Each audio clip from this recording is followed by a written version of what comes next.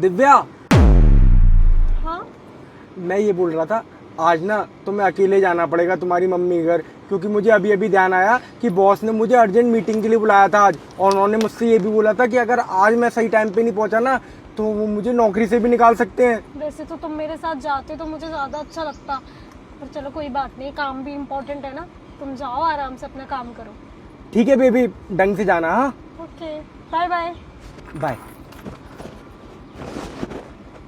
बेवकूफ़ कहेगा। अरे मैं तो खुद चाहती थी कि तू मेरे साथ ना जाए और मुझे अपने बॉयफ्रेंड के साथ टाइम स्पेंड करने के लिए थोड़ा सा टाइम मिल जाए।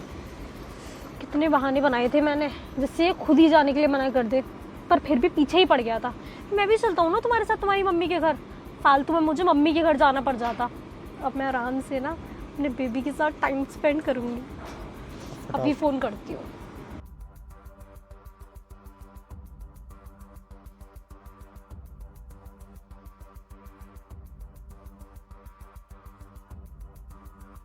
हेलो, हाँ मैं ये बोल रही हूँ, जो हमारा पहले प्लान था वो ऑन है। मेरा पति अब मेरे साथ नहीं आ रहा है तो हम मिल रहे हैं, ठीक है? कहाँ पर? जहाँ डिसाइड हुआ था। चलो ठीक है, मैं अभी पहुँचता हूँ। Okay, bye. जल्दी से ड्राइविंग सीट पर जाती हूँ, पहुँचती हूँ जहाँ मुझे जेन्युइनली जाना था।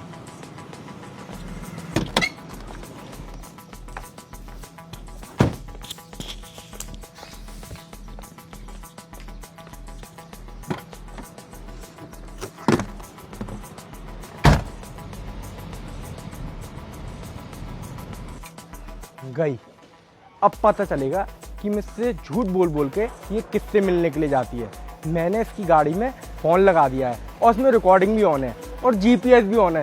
जीपीएस की मदद से इसकी लोकेशन ट्रैक करके इसकी लोकेशन पे जाऊंगा और उसके बाद उस फ़ोन को निकाल के देखूंगा कि मेरे जाते ही इसने किससे बात करी है। देखती जा बेटा तू, आज तेरी पूरी हकीकत मेरे सामने आने वाली है। कहाँ रह गई यार, इसको कितना टाइम हो गया। आ गई महारानी,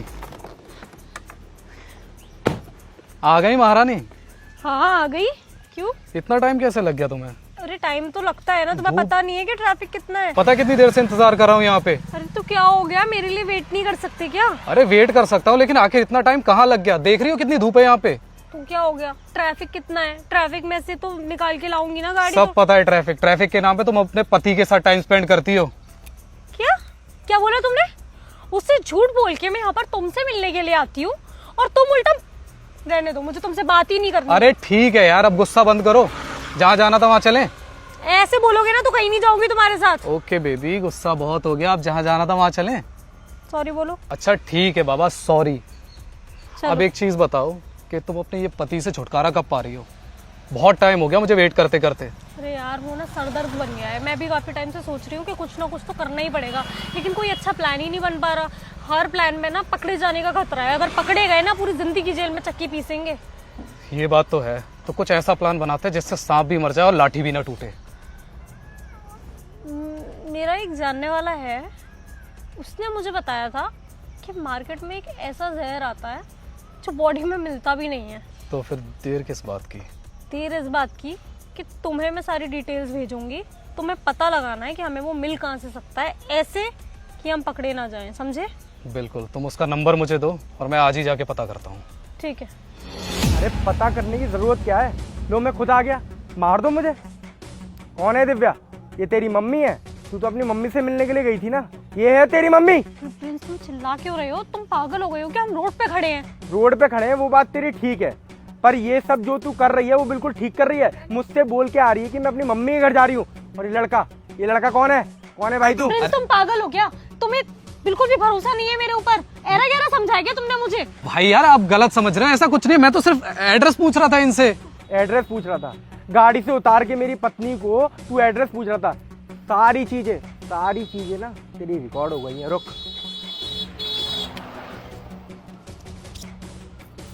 ये देख, ये फोन देख रही है? अभी थोड़ी देर पहले इस फोन को ना मैं ड्राइविंग सीट वाले गेट पे लगा दिया था और उसका कैमरा भी ऑन कर दिया था और उसका जीपीएस भी ऑन कर दिया था।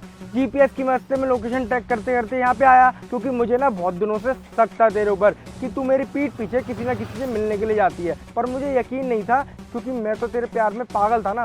पर आज ना मैं तेरे पापा को भी साथ में लेके आया हूँ। उन्हें अभी तक नहीं बताया था कि मैं उन्हें कहाँ लेके जा रहा हूँ, पर अब उन्हें पता चलेगी। रुक पापा जी, आ जाइए।